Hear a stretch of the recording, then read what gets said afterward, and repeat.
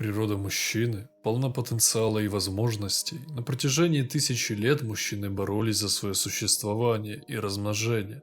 Они боролись за свое и будущее поколение. Они проходили инициацию в раннем возрасте, отделяясь от матери, и принимали испытания, чтобы по праву носить звание полноправного и равного члена общества. На протяжении этого пути их окружали мужчины и наставники, которые показывали и направляли их на правильный путь. Но то, что происходит сегодня, дорогой мой друг, это преступление против тех, кто создал для нас все, что мы имеем. Сегодня вопрос взросления и ответственности поднимается в особо узких кругах. Современная психология говорит о том, что не стоит стесняться своих эмоций и чувств. Ты личность, и твое мнение очень важно. Но вот что я скажу. Отвернись от современности и прими мужество.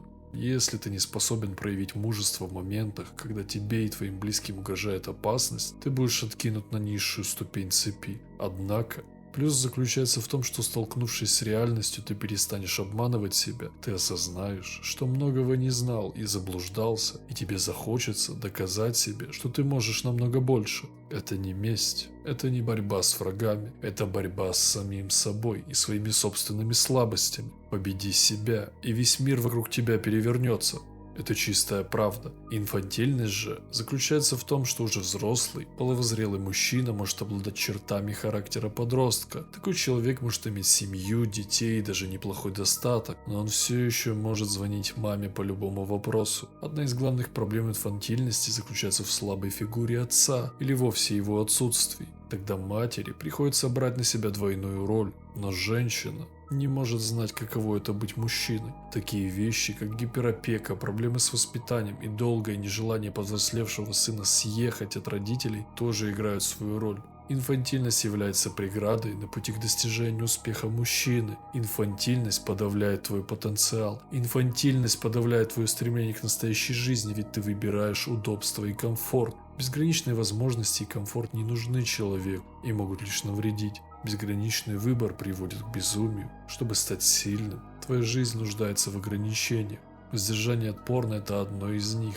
Ты уже можешь гордиться собой, ведь ты бросаешь один из самых страшных наркотиков 21 века. Человек обретает значимость и свободу духа, лишь окружив себя ограничениями. Для преодоления инфантильности нужно знать несколько вещей. Первое, конечно же, осознание и полное принятие своего положения. Без принятия и осознания ты даже не сможешь начать, и все твои потуги пойдут коту под хвост. Все начинается с этого. Ложное согласие без осознанности также не возымеет должного эффекта. Второе, у каждого из нас есть хобби, работа, любимое дело, которым мы живем, или о котором мы часто думаем. Найдя свою миссию или свое призвание, ты можешь начать становление как независимой личности. Не имея такой опоры, ты как опавший осенний листик на ветру. Куда тебя ветер понесет, туда ты и полетишь. Поэтому развитие своего дела и усердная работа добавят тебе очков мужества. Третье, наши родители не идеальны.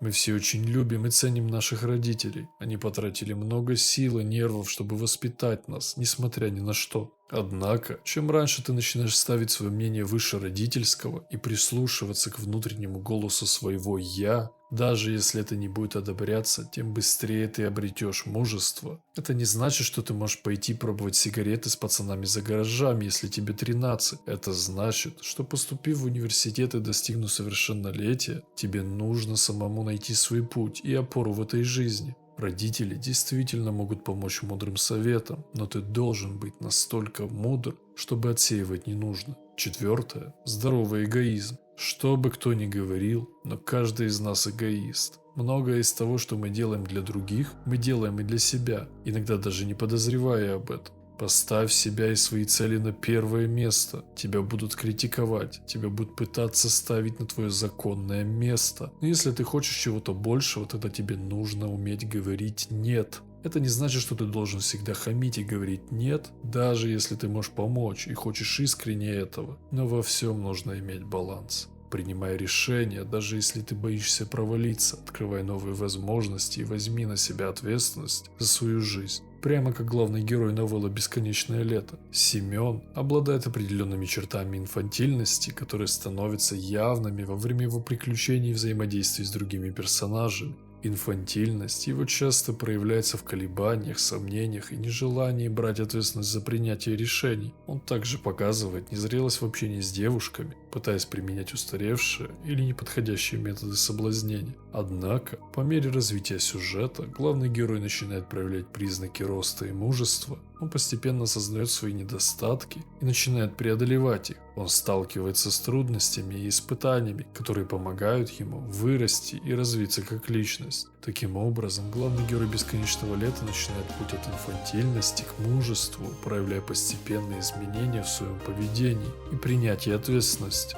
Каждый из нас может у него поучиться.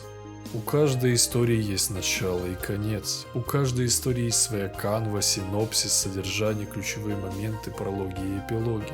И нет такой книги, в которой бы при каждом новом прочтении не открывались бы вещи, на которые раньше не обращал внимания. У каждой истории есть начало и конец. Почти у каждой. А твоя история еще только начинается. Чести и удачи!